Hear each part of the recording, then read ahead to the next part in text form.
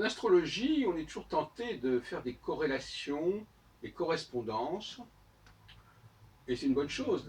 C'est d'ailleurs une approche qui, logiquement, devrait permettre pas mal de passerelles, de passages d'une discipline à l'autre, ce qui n'est pas forcément le cas.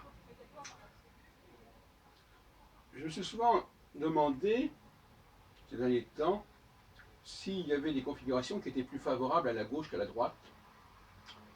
Et il me semble qu'en réalité, ce dont nous parle l'astrologie, ce n'est pas tellement de la gauche et de la droite, ou en tout cas, ça l'est d'une façon différente de celle que l'on imagine. À savoir, il s'agit plutôt d'une question de style.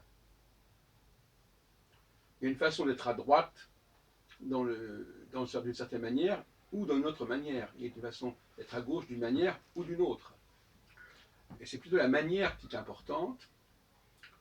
Et il est un fait que, malgré tout, quand on est à droite, on essaie de rester dans les clous, en quelque sorte. C'est-à-dire que l'on essaie de restituer quelque chose qui a pu se perdre, qui a pu se corrompre. Et c'est ce que j'appelle la phase alpha. C'est une phase où l'on remet en question tout ce qui a pu dégrader, tout ce qui a pu se dégrader.